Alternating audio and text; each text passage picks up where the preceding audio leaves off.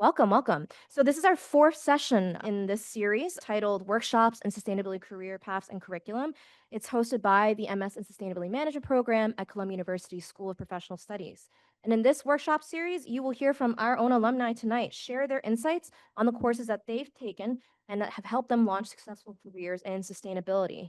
After tonight's panel, there will be a Q&A session with our panelists. So during this time, you feel free to take notes, take questions, and we will have a mic passed around. As I mentioned earlier, tonight we are blessed with the presence of Dr. Johnny Williams. He wears many hats. The first hat is he is my supervisor, so I am talking him up. He is the Director of Student Affairs and DEI for the MS in Sustainability Management and MS in Sustainability Science programs at Columbia University School of Professional Studies. He is also an urban historian, geographer, and professor based in Harlem, with foundations rooted deep in the South. He currently teaches a class in the Sustainability Management program, Geographies of Environmental Justice and Sustainability. And who's in that class right now? Raise your hand. Yeah. Thank you for coming right after class as well. His work spans the higher education spectrum, ranging from historical and geographical research and teaching to academic student support services and administration. His forthcoming book, coming soon to a Barnes & Noble, Transcending Finally got finished with it. well, Transcending Barriers, Race, Mobility, and Transportation Planning in Atlanta has garnered him the Dan Sweat Fellowship Award in Urban Planning, Public Policy, and Economic Development. Now, I'm going to ask the audience to help me out here. Dr. Williams also has several degrees. So for each one, I'm going to ask you all to do a count with No. He has received his MS in Geosciences, Urban Geography, and PhD in History at Georgia State University, and a master's in history and business and a BS in agribusiness at Florida A&M University, or FAMU. Shout out. He is also a graduate of the MA in Higher and Post-Secondary Education program at Teachers College. And finally, the MS in Journalism at Columbia Graduate School of And reporting live from Columbia University. So yes, many hats, many degrees. And tonight he is tasked to moderate our panel on environmental justice. We have 4 alumni joining us. In the room tonight, we have Hadajo Ferguson, Manager of Social Responsibility Construction Liaison at BFC Partners. Next to her is Claire Rossie, Corporate Social Responsibility and Impact Manager at CVE North America. And then on the top right of our screen, you'll see we have 2 remote panelists joining in. Thank you very much, by the way. Abhay Iyer, who is an analyst for sustainable procurement at Invenergy. And to round it off, Alán Sneider is joining us. He is the Director of Impact at Prime Store Development. Please welcome me in welcoming our panelists tonight. Hello, everybody. Now, I know it is late in the evening, but we have a lot of interesting stuff to talk about this evening around environmental justice. So first of all, I want to give a shout out to Geographies of Environmental Justice and Sustainability. We are now in our 4th year of this class. So the interesting thing about this panel, Abhay, Alán, and Claire were all in the very first class, and Hadajo was in the second class. So shout out to that first year of Geographies of Environmental Justice and Sustainability. And for those of you who have not taken the class or are not in the class right now, it'll be available for you in the spring. It'll be on Tuesdays from 6:10 to 8 p.m. on Tuesdays. So register for it, along with other classes on Detroit, along with our equity policy and sustainability, with our sustainability ethics class. All of these classes make up our suite of sustainability and equity classes. So make sure you all sign up for one of those classes, and really, hopefully one of the purposes of tonight's event is to, I feel like you all don't need any convincing, but to certainly show you that these classes are just as important to our curriculum as the sustainable finance class or the GHG emissions class. Environmental justice is a worthwhile topic. So today we have with us, I would say, four of my favorite students from the class, which is why they are all on the panel tonight. And I'm just playing, but I'm dead serious at the same time. Just to give you an introduction before we jump into the discussion, I think, or a great way to start off, how many people, this is your first semester in the sustainability management program? Excellent, excellent. How many this is your last semester or you are at the end? Shout out to y'all as well. Hopefully you will gather from this panel that there is so much, or the world is yours once you leave the program. You are certainly prepared to do whatever it is that you intend on doing beyond. I want to introduce or to show you the type connection or community that we have in environmental justice and sustainability. And Rashawn, shout out to Rashawn, who has been our long-term co-instructor and TA for the class. Then Casey, who is this semester's course associate, is in here, and Dr. Barrage was here, who is the co-instructor for this semester. So I want to start by showing you how real it is from geographies of environmental justice and sustainability. So Hadajo was in the class in spring 2023, and her research or her focus, her project that she left the class, or the impression that she left on the class, she did a project called Restore the Delta, advocating for the restoration of the Sacramento San Joaquin Delta in California, where her focus was water quality, among things in that area. In his project, he has explored Savannah, Georgia, and the Harambe House's initiative entitled the Citizens for Environmental Justice. Claire, protecting the aquifer, Memphis, Tennessee, fighting against the Tennessee Valley Authority, and then Alán, who did, I think this for me, right, because I am a future resident of Los Angeles. Alán comes with a program, or he does a project titled No Olympics, Los Angeles 2028.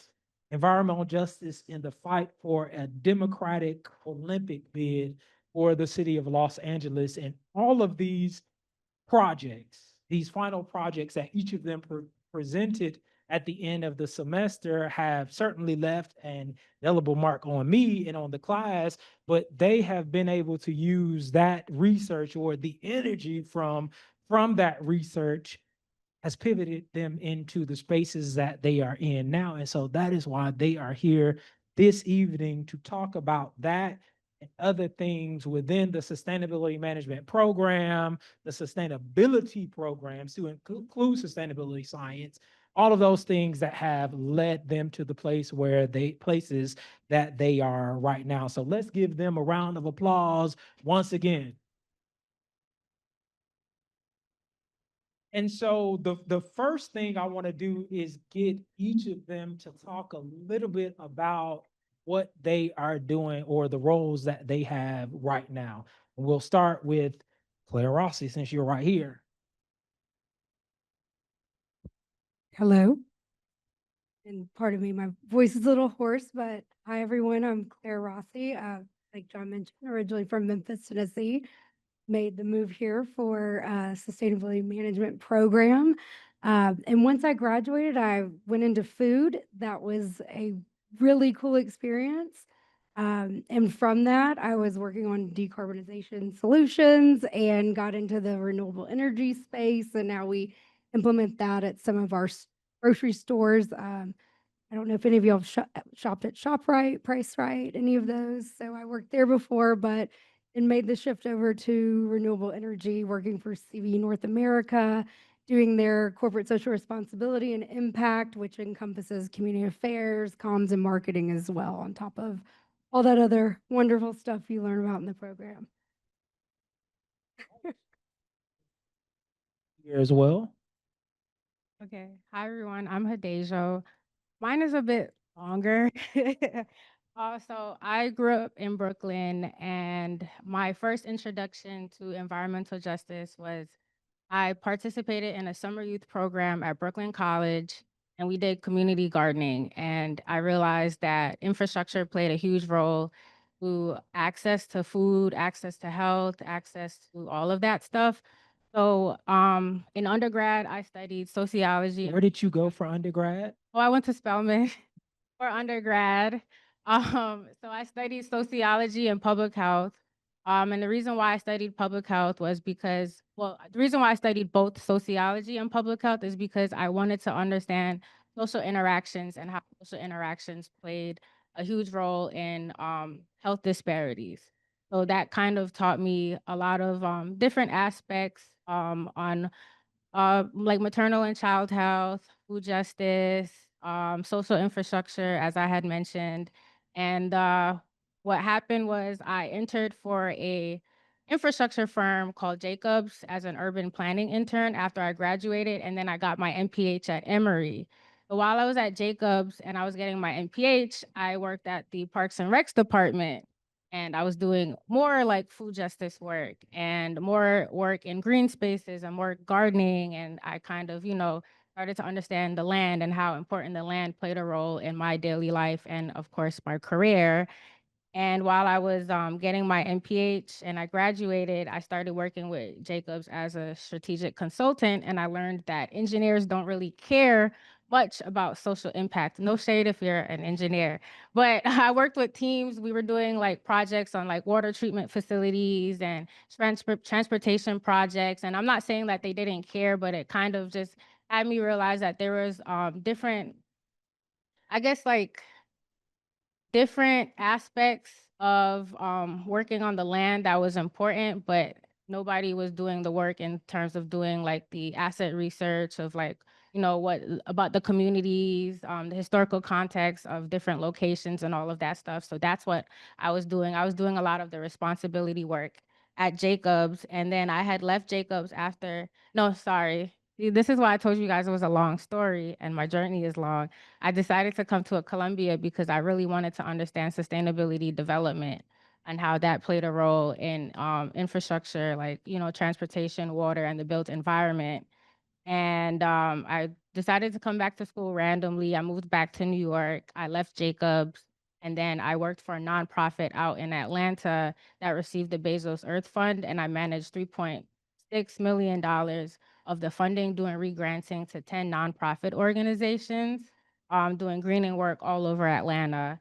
And now I work for a development firm, affordable housing development firm called BFC Partners. And we do affordable housing, like the revitalization of NYCHA and Section 8 housing. And I'm the person behind a lot of the community engagement and working with the construction team and getting to know the people in the community and their needs and making sure that we're meeting not just the firms like return on interest in terms of what they're doing with the redevelopment, but making sure that people are happy and people have a sense of place. So that's kind of how my career went. It's like a circle, but it all led up to environmental justice and it's centered around that. So that's what I'm like passionate about. And that was long, my bad. Thank you so much for that. That's an excellent segue into Alán Sneider. Yeah, I was about to say Hadajo. Did I say that right, Hadajo? Yeah, we might need to talk in the near future, actually. So, hi everybody. My name is Alán Sneider, like John said, based out of LA here, born and raised. Um, yeah, I decided when I was 16 years old that I wanted to work in sustainability. And I decided that because I'm a big outdoorsman, my dad is an adventurer and explorer and has been involved in conservation organizations for as long as I can remember. And that's what I wanted to do. At that time, the industry was developing in a more robust way, such that I didn't really know what that meant. I went to undergrad at USC here in Los Angeles and dipped my toes into real estate and began to understand the role that the built environment plays in sustainability. Being born and raised in West LA, my original thought was I'm going to go build beautiful luxury homes for rich people to that can afford to buy sustainable homes. And if they do that and I can get celebrities in LA to buy them, then everyone's going to want them and then it'll be a top. This was my 18-year-old thinking. Um, so I followed the real estate path just to learn there a little bit more. And then I decided to talk to Prime Store Development here in LA. Prime Store was founded in the early 90s, focusing on commercial retail development in undersupplied and marginalized Latino communities in Southern California. Started as a property management company. From there, grew to owning some small properties and then developing large scale open air big box retail centers in these communities through public-private partnerships, focusing mostly on local hiring and local sales tax generation, deployment, and local business incubation in those communities. So after a couple of years in real estate, I made the move over to Prime Store, starting in asset management to understand the retail business and the property management side of the business, and have been there ever since, going there now almost 7.5 years. In that journey, I began to understand what sustainability meant in a different way. And typically, even today, when I talk to people about sustainability, I always introduce it to them as, when a lot of people think about it still in the world, people just think environmental. But obviously, as a lot of you have learned in SUMA or will learn entering SUMA, we need to think about all three pillars of sustainability, not just the environmental, but the social and the economic components as well, if we want to tackle this holistically and successfully. So I did a short online program when the pandemic hit at Harvard's Extension School, focusing on sustainable cities and communities to support my efforts at Prime Store, eventually taking over the sustainability focus as a whole department. And then from there, applied to SUMA to get a little bit of a stint in New York and round out my education. And it was the best decision that I've ever made. I made amazing friends and contacts and learned a lot more than I ever thought I would. So I'll leave it at that and share a little bit more later. But it's great to be part of this panel. Thank you. Thank you so much for that. And rounding it off, our resident engineer, straight out of Georgia, Abhay Iyer. I'll never defend engineers. I agree. But at least my career path was a little bit more straightforward. I graduated in 2022 from Georgia Tech with a degree in chemical engineering and did a minor in sustainability. And at that time, I realized I wanted to get a lot more into the sustainability space, specifically with a focus on renewable energy. And at the time, I felt that I had a pretty good foundation in STEM, and I really wanted to broaden my knowledge about social impact. And so John's class was really where I learned a lot about environmental justice. And through the SUMA program, I really tried to focus my courses towards the idea of energy justice, essentially the way social impact relates to energy development, whether it's fossil fuels or renewables. And so after taking a bunch of classes and then applying to a bunch of jobs, now I work for a big renewable developer called Invenergy here in Chicago. And my role isn't specifically social impact related, although there's a bit of overlap. But essentially what I do now is try to reduce the emissions related to our renewable supply chain.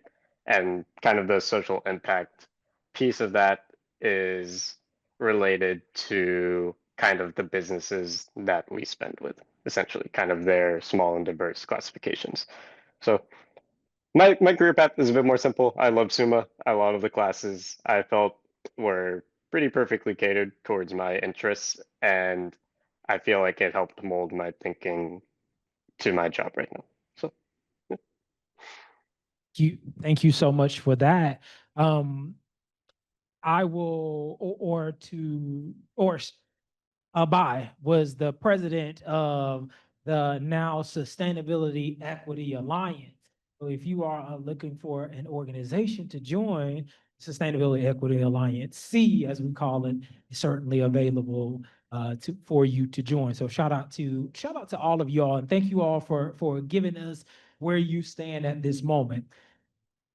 to this first question, hopefully will enrich, enlighten, shatter some myths, whatever the case may be.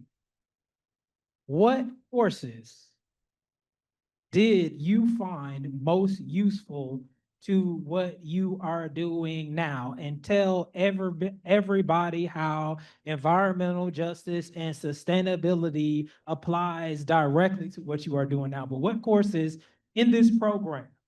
Think of the students who this is their first semester, and even those who it might be the last. What courses have been most impactful to where you are now in your careers? And this is a question for each one of you.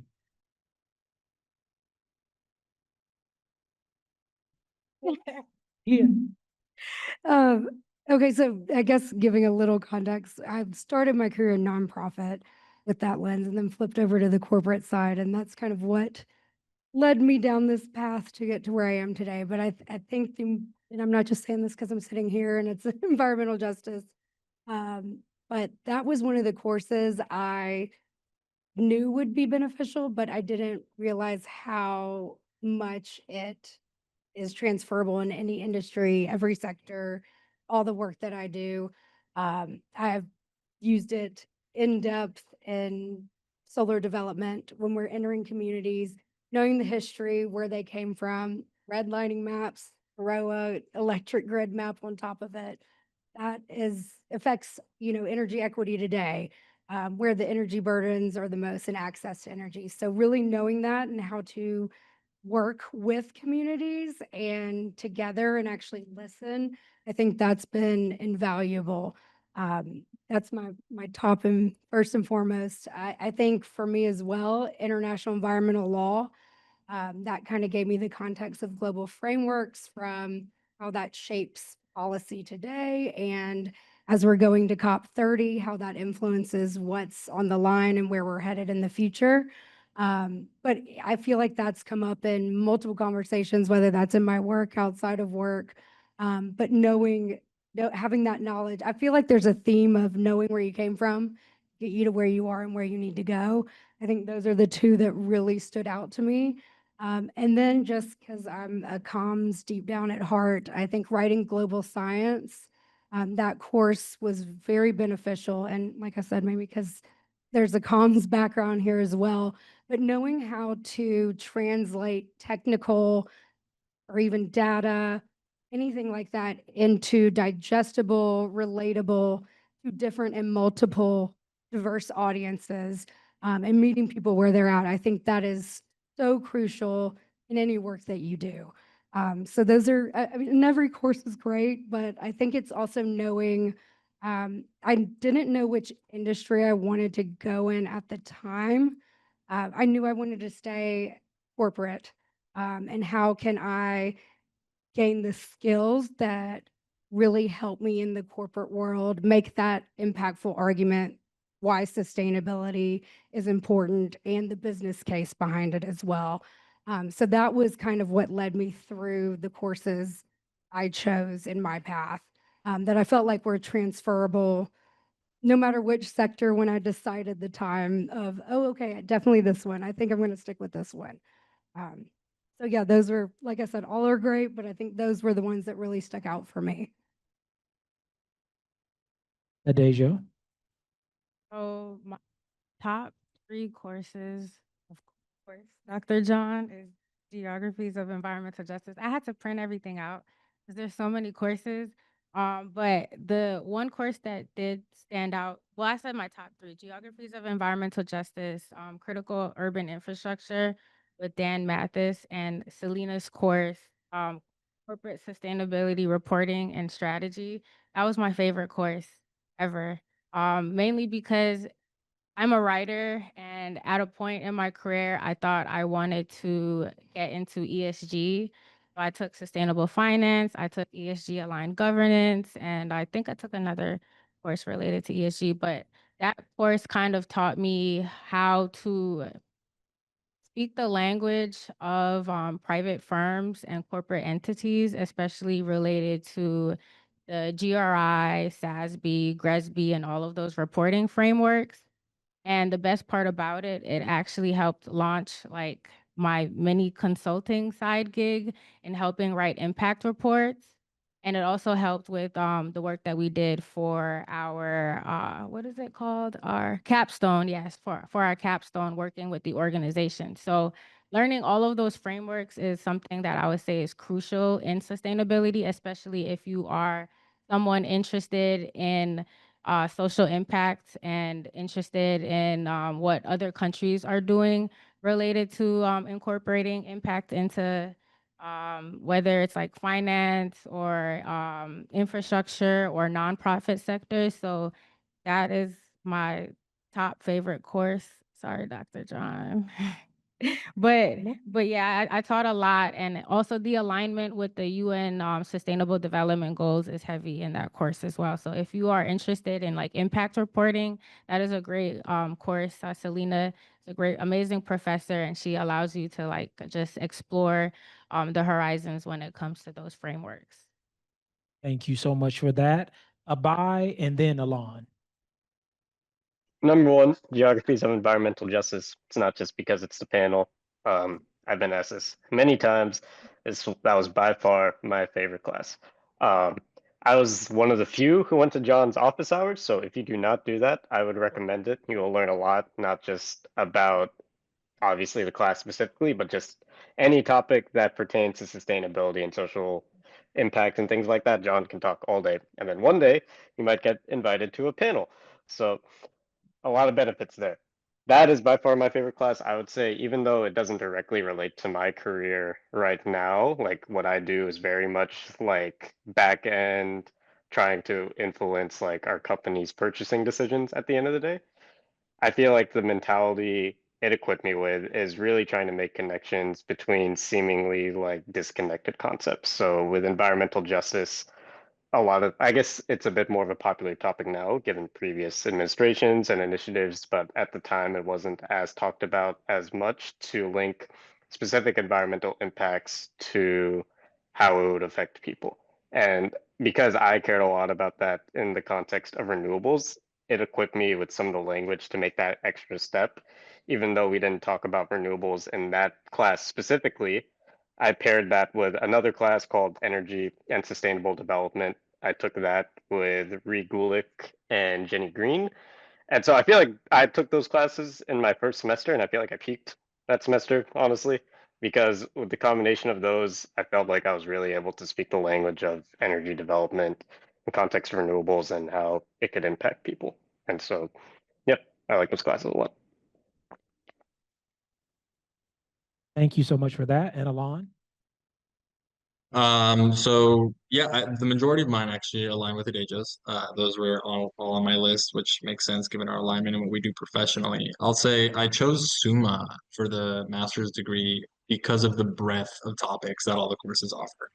You can come into the program just knowing you're passionate about sustainability and wanting to figure out where you're going to end up in the field, whether it's in food, like Claire did for a little, and then pivoting to energy or the built environment or engineering or corporate reporting. You can do it, whatever.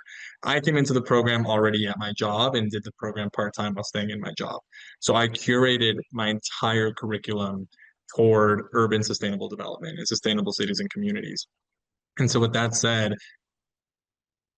environmental justice was not a course actually when I started the program. It was announced after my first semester, and it was an immediate, I have to take that class because if I'm going to work for a private developer with the general reputation that developers have in the country that focuses on public-private partnerships in undersupplied minority communities, and my family is from Mexico and I'm first generation, but I did not grow up in those communities. And you wouldn't think that I was from those communities, so I did not have the experience growing up that they did. So for me to understand the context within which I was doing the work was critical. Not only did that class prove to be just fundamentally critical for that, the experience I had with John was that is the class that has stuck with me by far the most in my entire time at Columbia. Um, I also took the infrastructure courses. There are two. I took both of them. If you're working in the built environment or thinking about planning, really, really essential for you to understand. And then in my role, being that I work in the private sector, I also focused, in categorically, sustainable finance, but I also took the corporate social responsibility reporting class with Celine. I don't know if I have share rights here. I do not, but I was going to share, now in my role at the company, I am managing and creating entirely by myself our fully publicly published sustainability reports, 30, 40-page reports every single year from that. And so I would say that class prepared me perfectly to do that. It sounds like a massive undertaking, but the skills that you learn in these courses are incredible. Thank you so much for that. As Add on. Sure. Second, I think for me, corporate sustainability, We already know that corporate Sustainability. sustainability. with just knowing the frameworks, whether, whichever you're reporting to, even just the knowledge of it, that comes up so much in interviews. I know we're going to get to that later, but having that knowledge, being able to talk about the different frameworks. I wish there was a little more B Corp. I think to GHG accounting, if you're going corporate route, very essential, just being able to establish an inventory if there's not one, or knowing how to work with one, and even just knowing how to talk about it. Even just the technical language. I feel like in corporate, those are kind of two that are, I hate to say necessity, but have always come up, or just at least the knowledge and technical sense of it as well. I'll chime in on that one too. I totally agree. I had it under corporate reporting was GHG. I don't report GHG right now, but I'm designing the policy for our company, and I know eventually we will have to. So when I'm thinking about projects, I need to know how to talk about GHG, what the scopes are, where our emissions are coming from. Even if we're not yet measuring them, that's critical. And lastly, I will chime into one more that I think is not talked about a lot in the program, but I took the Practicum and Innovative Sustainability Leadership course, which is a speaker series course of managerial speakers every single week, a different one, and hearing from them the experience of being in a management role in sustainability, where we're in a world that needs to learn how to make the business case and how to bring people together and influence decision makers to adopt change. Learning from those practitioners was immensely helpful, because you need to know how to talk in the industries that you are and understand how other people are going to hear what you're saying. Thank you so much for that. And I think y'all, like you all have already gone into the next question that I had, which courses, well, certainly courses you have taken, but are there any you wish that you would have taken that could assist you in what you're doing now? Like every course. No, seriously, it was like, how do I pick? How do I choose? But I think just specifically, if I had known and had a crystal ball that I would work, if someone had told me you will work in solar development someday, I probably would have laughed a little, but I wish I had taken, I know there's the new one with AI and BESS systems, so energy storage.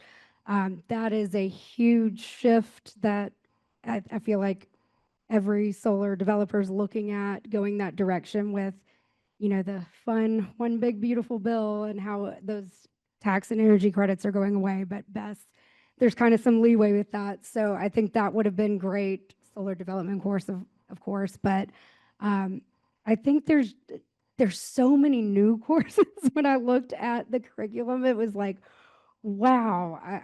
I feel like it's such a breath, but those were kind of the top for me.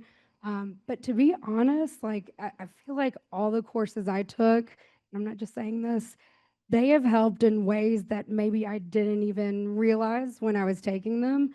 I'm a firm believer that all skills are transferable. I think it's knowing your passion, your value, and yeah, so I'm like, it was hard for me to pick, but I'm very happy with what I did. And it has, yeah, there's no regrets, I guess is what I'm trying to say, if that was even helpful. I agree. Same here. Like, I have zero regrets. I feel like I should have taken advantage of the built environment courses. So there's responsiveness and resilience in the built environment, and there's infrastructure development of sustainable and resilient cities. When I started SUMA, I wanted to kind of do a shift out of urban planning and doing out of like anything in infrastructure development. So I was taking classes like GHG accounting, and I had mentioned sustainable finance. And I'm actually happy that I did that, because when I was in the interview process, I'm pretty sure I interviewed for every company in existence, but it has helped me get into different rounds. And I mean, fortunately, I'm back in development, even though I tried to exit that sector. But I had interviewed for TransUnion for a what was it, a climate change consultant role, and I used a lot of the stuff that I've learned from sustainable finance in that role. But that role was on procurement. And I'm telling you, when I started SUMA, I knew nothing about procurement. I didn't know a lot about carbon emissions, GHG, and everything. So it has taught me all of the different frameworks, so I can actually speak the language when I am in the future and in the past job hunting, or just looking for a job in sustainability, or even trying to expand the knowledge that I have in this field. So I would say, if there are classes that you can fit into your schedule, I had a full-time 9 to 5, and I was a full-time student. So I tried to fit everything in my busy schedule as much as I can. It sounds it sounds insane, but I was doing a lot. But I guarantee you, it was worth it. It was worth it. Don't look at me like that. It was worth it. Abhay, Alán, courses you wish you would have taken? Um, I'm looking at the list right now. There's a lot. Oh my gosh, you guys added some cool ones. One of the first ones that comes to mind is applied energy methods and affordable housing development. John mentioned that I was president of C, and we held the first kind of like demo of this class with the professor, and so I was really happy to see that this is actually offered in the curriculum now. And the main reason that I wish I had taken this course is I feel like it has a really good mix of developing a technical skill, since from the demo, I recall that it was like kind of like calculation slash mathematically, like not necessarily intensive, but it was a big part of it. But it applied that to like a pretty tangible concept, and to how you would, calculate energy savings for a given affordable housing building and things like that. And so I felt there are a lot of classes in this list that fit that mold, where it has like a combination of building a technical skill while also telling you like what the impact can be of that technical skill. But beyond that, there's like a couple of policy classes in here, whether it's specifically energy related, like the policy, or I guess the energy markets and innovation class. I wish I took that course. I didn't. Uh, Especially now that I'm in renewable energy, it's just a topic I'm greatly interested in. And so, like, I could say any energy course on here that I didn't take, I wish I took. From On you, my Alán? end, yeah, I probably needed at least another semester or two to get through all the courses I wanted to take. There was one, actually, before I jump in there, my biggest takeaway from being in this environmental justice class with John was urban policy and planning completely in the early 20th century completely dictated the current state of today's social fabric in our country. I cannot stress that enough. That is why taking this course is so essential if you want to understand anything about social and economic sustainability. And with that said, that's why I picked on all the courses that were with respect to urban development and planning. I see a couple new ones here. There's one on the sustainable transportation economy. I can't say enough about how much transportation has impacted environmental justice in our country. When you think about the raising of communities for highways and the introduction of dependency on cars and the cost of public transportation or absence thereof, and access to jobs and zoning and all of that, and the role that transportation has played. And John, I cannot wait to read your book, which puts this all together. Uh, my capstone leader was Tom, who is an expert at the New York Metro on sustainable transportation. He's a resource there to speak to about those things. I never got to take sustainable cities either, because that was only a summer course and I didn't do a summer semester. I would have loved to take sustainable cities. And then, yeah, sustainability and urban form, redevelopment, anything on resilience. All of that is going to be so critical as we think about our economy in the next couple decades. So much for that. This next question, or hopefully to everybody in the room, like you see like the pattern, the theme of of tonight's event is really to prove to you that the equity classes, the equity-based classes, the environmental justice and sustainability are well fitted into this curriculum, which means no matter if finance is your thing, if built environment is your thing, if whatever the case may be, there is a place for you in environmental justice and sustainability, or in equity policy and sustainability, because these courses are all foundational. Even had a student say everybody should be required to take environmental justice and sustainability.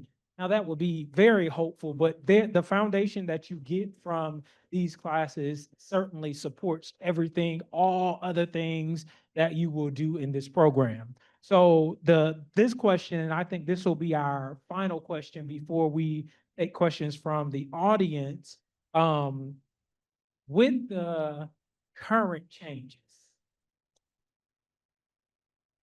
political changes around environmental justice, around equity, around those particular, or in this sector. We mentioned how a lot of the tax incentives are now gone. I know I was working on a project last year that we were so hopeful about. Then, of course, with the changes in the administration, project completely gone. With all of these changes, right? Let's see how to frame this. Why is it still important that the work that you do, or that the work that this class or the equity classes, the work that we seek to do, why is it still so important to your work? Was that too much? Was that too much, Alán? Abhay? I mean, I've got an answer because it's in my everyday, but I don't want to speak for the rest of the panelists. Go, take it. And from my perspective, read the tea leaves. I mean, I don't know what this country is going to look like at the end of the current administration and after that. I honestly, if I put a probability, I have a much darker perspective, 5 to 10 years out. But it is inevitable that as a society, we are going to face issues that are only going to ramp up in demand and need for the kind of work that we study in this program. Our biggest investor in our fund is CalSTRS, the California State Teachers Retirement System Pension Fund, which is, I think, top 5 biggest in the world. And when all the conversation was happening earlier this year around the rollback of DEI and all of that, we're in California, and California, leans a certain way, but their message was, hey, we're doubling down on all of it. We don't care what we're hearing. We're pursuing it still. The communities that I work in, of course, I'm only speaking from my lens here, but that they need us more than ever. Not only that, the growth of those communities, the purchasing power and the economy of the Black and brown community in the country is the fastest growing economy within the context of the United States as a subsection of economic growth. So we need to continue pushing forward there. Yeah, there might be a tougher business case, but it's going to come around. And especially entering the program now, with the time it's going to take to study and finish the program, by the time you're coming out of it and entering the corporate world, those skills are going to be highly sought after and demanded, because we will have no choice.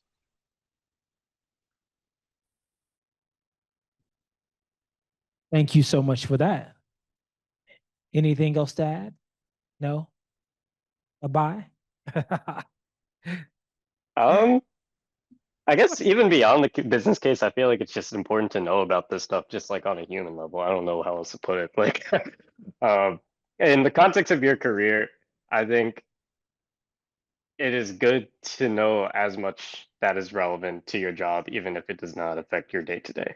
So I kind of mentioned this, like environmental justice is not related to my specific day to day, but it allows me to have conversations with pretty much any individual in the company. I work on the supply chain side. I can talk to any of the people within the company on the renewable development side who are actually involved with the communities that we're working with. to establish a given renewable project, and I can talk to them about anything. And then in the future, that could lead me to actually working on the renewable development part of the business, where that would be very pertinent to me. So post like immediate post program, maybe some of these topics aren't there for you, but you're really laying the foundation for kind of the direction you might take with your career later, whether it's say within the same company or afterwards. Like Claire mentioned that she had a very like winding path to get where she is today. And like maybe environmental justice was direct at one point and maybe it wasn't another time. But I feel like business case, it might not always be there, but you don't know if that's going to be business case today versus tomorrow, etc. And I'll just say without going too much on a soapbox, this course I think is even more critical and important today as ever. Yes, bottom line. Like I said, I think it's important to know, especially with communities you're going into the past, just cultural competence. Is a In skill. listening, we don't do a lot of listening anymore. I think I'm keeping it very high level. But I think this, like I said, I might have been that person to say, I think this course, I hate to make something mandatory, but it is so important, I feel like, in every sector and all the work that you do, whether it's solar development, nonprofit, social impact, all of it. This course is so critical to everyday life and the work that you do. Excellent.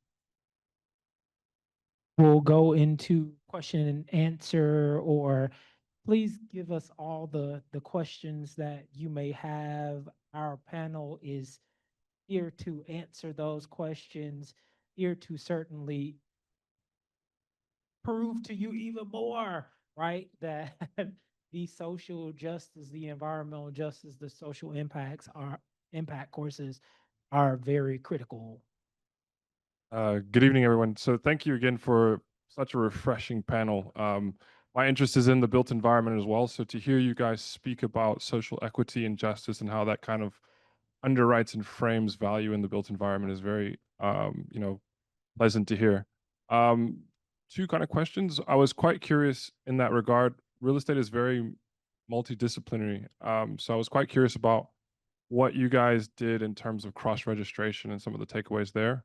And then the other one is from an interviewing perspective. The SUMA program is very cross-cutting and broad, and my focus is in finance. So I was quite curious, speaking to an MD off the back of Climate Week, he was speaking about getting sea legs, specifically in acquisitions and asset management. So how did you position yourselves going into these organizations from a value creation perspective and kind of driving toward material impact as it relates to underwriting assets?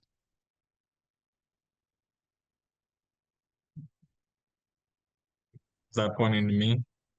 Or Claire, are you talking? Sorry, I can't hear Claire. So. Yeah. Okay. Yes. I can't actually see who asked the question, but anyway, yeah, great question. With respect to cross-registration, like I said, I needed another semester to the program. I didn't have enough time in my curriculum to do that. I looked into it. I pulled up the course list where we could cross-register. I think there are some awesome courses in other schools at Columbia that could really supplement that work. But I will reiterate, I don't know what your experience level is in the real estate industry, but if you have any, I think you could entirely fill your curriculum with the courses offered in SUMA to supplement that correctly. Obviously, you're not taking real estate finance courses there, but with respect to your understanding of the built environment and the interrelationship with sustainability, there's plenty of courses there where you will get everything you need. As for training, I started my career with the North Star of sustainability, but I took the path of just getting real estate training under my belt. I got a job at a private equity fund. I learned acquisitions. I took on the asset management role at the company I'm at now to really understand the property level performance and the income statement so that I could understand longer term when I'm making sustainability recommendations, how decision makers and business people will think about those recommendations and how to speak to them. So you don't have to start right away working in sustainability in the built environment. Continue the course with the education, give yourself that foundation, and like Abhay said, it can come back around later. Go and pursue the experience that you need to get yourself in a position where you can then pivot with that experience. Abhay has his Bakari, hand raised, I think. remind me to, this is who I was meaning to connect you with over the summer. I'm sorry. Remind me to do that. Yeah, I guess I can speak to cross-registration just as a broader concept. It's not it's not that hard. I wouldn't complicate it too hard. At least for me, when I was cross-registering, I can speak to how I focused it towards my energy interests. I saw classes that fit in either schedule-wise, whether maybe the content had some overlap with a SUMA class, but in terms of schedule, a cross-registered offering was better just for my schedule. So that made the decision simple for me. A lot of times you can actually just connect with the professor directly. I did that once or twice where I just asked the professor, like, hey, I saw this course offered in SUMA's cross-registered approved list. I'm interested in taking it. Is that something you're okay with? And then yeah, it just went from there. I think cross-registering, it has a lot of like, it seems really difficult because you're like interfacing with all these different schools, but a lot of times it just kind of like takes just sending an email to the professor, getting SUMA involved a bit, and then going from there. The thing I liked about SUMA is you could really convince the program that a certain course fits within a given like core curricular aspect, whether it's like a SUMA specific course or elsewhere. So yeah. And I just wanted to add one thing. I don't know if you were going to add about networking and things like that. Just, I know it's a little different from cross registration, but read the emails that come. There's so many events, whether it's through SPS. I can't even remember all the newsletters I got, which is horrible, but I feel like I went to some with the business schools, certain events. Yes, I mean, just take advantage of those resources, not only just if it's your interests, but you never know who you're going to meet, have a conversation with, and boom, there you are. I think that's something I wish, I mean, I did take advantage of, but wish I had taken more advantage of because I didn't do cross registration. Also, wish I had done that. But, you know, like I said, I wanted to take everything. And as Alán said, wish I had another semester. But I think really leveraging the events in your network is very important as well. Thank you. Other questions? Yes, yes.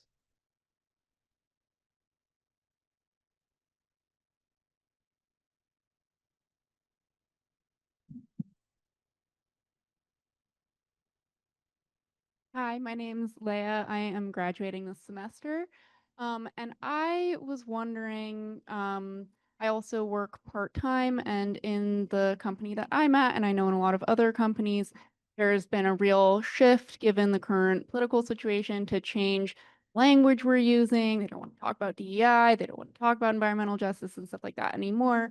But as you all said, it's just as important as ever. So I was wondering if you have recommendations for how to continue to talk about these things or emphasize their importance, even if you're maybe using different language or talking about it in a different way so that you can still make people think it's important, even if those people are being swayed by current situation.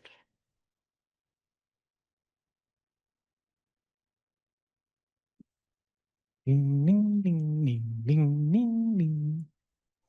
Has that impacted your work, Abhay, in any way, shape, or form? Changes in language in the Yep. world of? Absolutely. It's impacted my work quite a bit. So I guess for context, we are no longer publicly publishing our sustainability report. However, we're still doing the work. I still have a job. So there's that. I guess in terms of your question, trying to emphasize why the work is still important, I think one of the most common refrains, especially Alán hammered home, is the business case is still there for a lot of the work that you might be doing.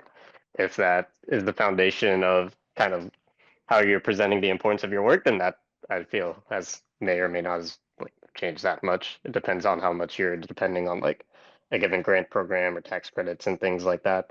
But even beyond that, there's a lot of other ways you can justify like why sustainability is important to your organization, whether it's like in kind of the day-to-day work. Like I've seen sustainability initiatives happen just within our office, and they weren't presented as a sustainability thing. So a basic example, we work in like a big office with 2,000 employees. And we used to have these kitchen areas with like cups where you could use the cups to like get coffee or something with an office. They got rid of the cups. They said it was hard on the facilities managers, which is true, but also it's a huge sustainability win for our building. Like we use significantly less water because no one has cups and they don't have to use like 18 floors of dishwashers to clean the cups. That's a big sustainability win. It's just not framed as a sustainability thing. I think if you can just find like reasons to do a given initiative, that it's like fundamentally there is an environmental benefit. You don't have to say the environmental benefit. You can just kind of reframe it in terms of like what a kind of more practical benefit is. Another argument that I've seen, I've gone to specifically a conference related to reducing scope 3 emissions. And there was a specific presentation from a healthcare company where they were going bankrupt. And so they were also trying to establish a sustainability program during this administration while going bankrupt. So it was already a large undertaking for them. And so they framed all of their sustainability wins. They started with kind of like how it was impacting their business. And again, how they were maybe saving costs in a certain area, whether it was like reducing costs related to business travel, things like that, or maybe on a product specific basis. And there's the co-benefit of sustainability. But again, they started with, in that case, business case. So I think it takes a little bit of creativity in terms of like understanding that sustainability provides multiple benefits rather than just like environmental, and you don't have to use the word sustainability if it is like a no-no. Thank you so much for that. Alán, has Prime Store doubled down, back down in this current environment? Well, we like to talk about ourselves as real estate activists, so we have absolutely not backed down. We have released public statements because we have had unwelcome raids at our properties, and so we have released many statements in solidarity with our community, condemning certain of those situations, offering support in whatever way we can. We face issues with that with our employees. I literally maybe next week I'm publishing our a little late, but our 2024 Sustainable Development Report, which talks all about equity and community engagement and empowerment. That's what we do. It's a little more welcome. We're in California. Most of our work is in California, so we benefit from that. We're also a small private company. We're not publicly registered. We don't have a ton of eyes on us, so that also helps. I will say, I think after I finished Columbia and I started building out our platform on sustainability more, I took the initiative to tell everybody, hey, externally, kind of reading the tea leaves, we're not going to talk about this as ESG. ESG was already getting a bad rap. Sustainable development was fine. And I think in large part, in general, at least on this coast, sustainability seems to still be talked about. It's more really the social side of things where you have to be a little careful with the language that you're using. But, one thing that's still very supported is economic development. I mean, I think there's a lot of emphasis with what's going on economic development. So finding ways, to kind of reiterate Abhay's perspective there, where you can talk about something without calling it what we've been calling it, I think still exists. And I think you can still get creative in that kind of messaging. Thank you so much for that. Other questions? I think right here and then.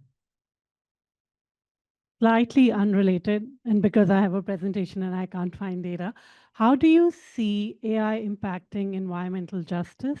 And have you seen some use cases, or how is it impacting your current work? Want to take a Memphis, Claire?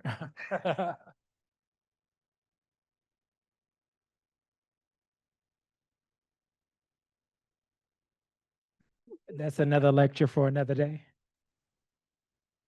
Know that the topic of AI and environmental justice related to data centers.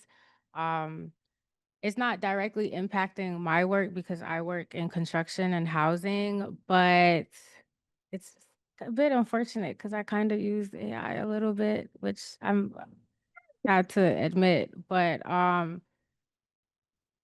yeah, I don't know how It's to present. answer that. It's yeah, I think times is changing and it's starting to be integrated heavily into a lot of our daily activities. But I'd say when it comes to environmental justice, you have to look into a lot of the policies. The nonprofit that I was working for in Atlanta did a lot of advocacy work for the data centers that Georgia has been implementing. So I think depending on whatever sector that you're in, possibly just look into policy work. I can really answer Um, that. I guess I can answer a bit as since I work for an energy developer and one of our biggest customers is large hyperscalers like Facebook or Amazon who are building these big data centers and then they need energy. From an environmental justice perspective, there's going to be a lot of data centers that are genuinely supplied that use their energy from natural gas turbines. And if those natural gas turbines are near a low income or minority or both community, it'll have negative environmental justice impacts on that community. There's like a very famous or infamous case that came out in March of this year or earlier with Twitter in Memphis, actually, where there's a big Memphis activist group that was essentially suing Twitter or XAI for setting up 35 natural gas turbines there without environmental permits. And so, to Hadajo's point, if this is like a specific career field you're interested in, like getting a lot more into the policy perspective or like the legal perspective, although everything with the federal government is kind of up in the air, the foundation that those activists are able to rely on is that those natural gas turbines that were set up did not follow any legal permitting process to get constructed and put in place. They just like put them there and then started fueling the data center with that energy. You could also say that all these data centers, at least prior to, at least kind of in the lead up and currently during this administration, a lot of them are still looking for renewable energy to supply the energy. It just makes sense for many reasons. And so the main environmental justice issue there is the actual land that you're using and if you're getting kind of approval from the local community to use that land, if it's like has a community impact and things like that. And yeah, if in terms of like economic growth, you can look at how many jobs a data center is really creating.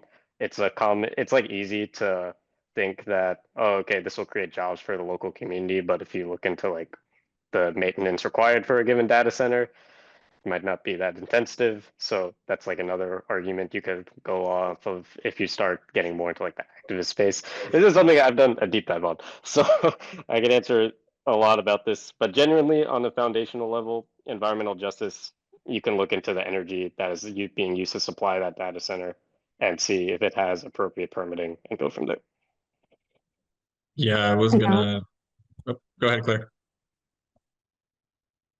I was just going to add while he mentioned Memphis, just on that note, back full circle to your course, knowing the history of the community where this data center is, we have an airport.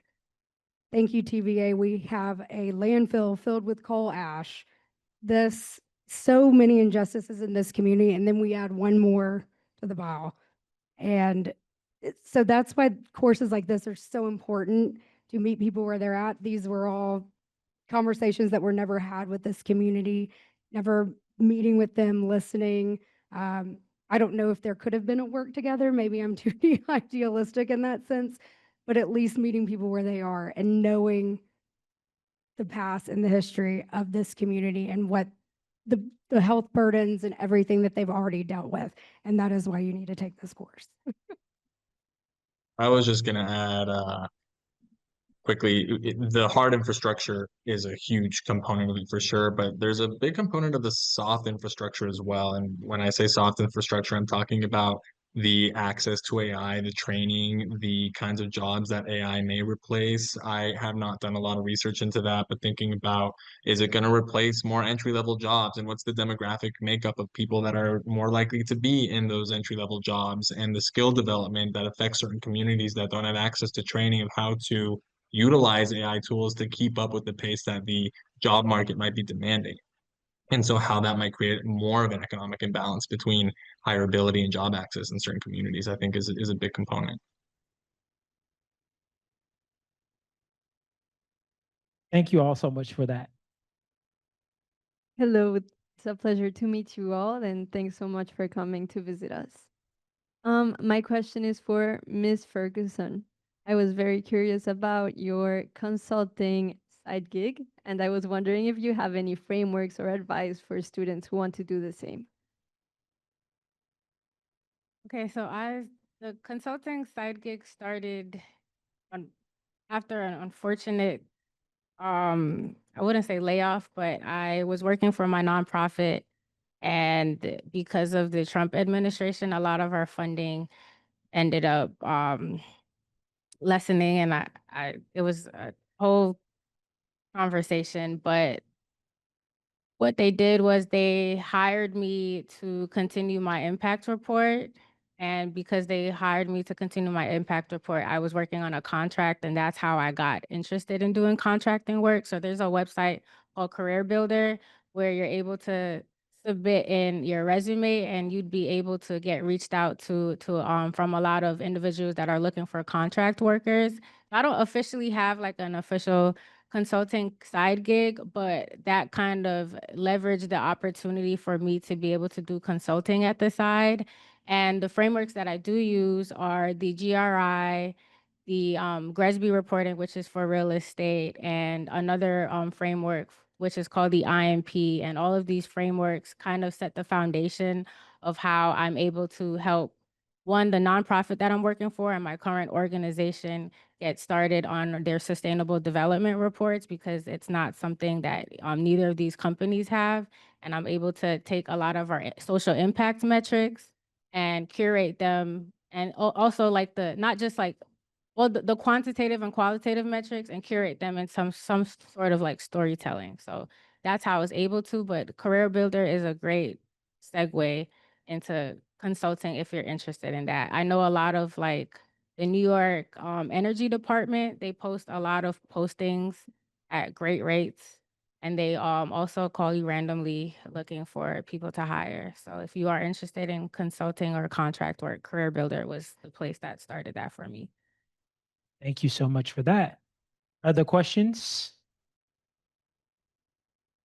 I don't have question, but thank you for being here today. I just want to add a little bit about the AI right now. I work in the environmental justice sector. And She's also been to geographies of it. yes, thank you for that class. I love it. We have the two balance. I mean, the negative side and the positive side. Right now, I was doing the climate week, the Michelle, I forgot her name, but Michelle, she's the chair of the Democratic Environmental Chair, something like that. And they was fighting because in their community they was building an infrastructure for AI only, and they was fighting because of the water, because of the air quality and all of that. But then the positive side, that Yale University is creating like a website for the environmental justice organization to be more proactive with the rally, with the action. So AI have both sides when you depend. It depends on what side are you looking for. That's it. Much for that.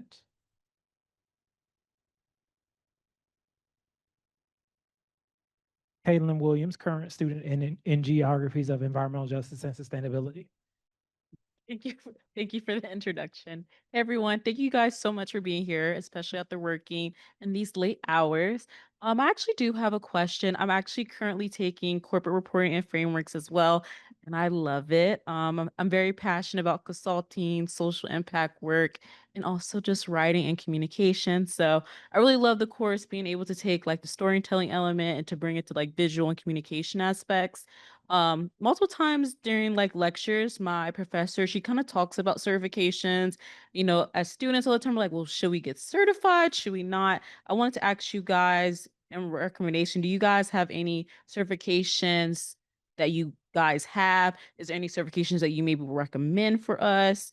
Kind of like, what is your input on that? I know everyone has different opinions.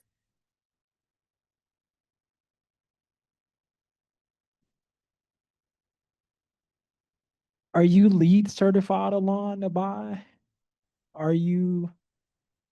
Yeah, I wasn't sure what kind of certifications were being spoken to, if it's with respect to certifications regarding consulting or anything. I'm personally not aware of them.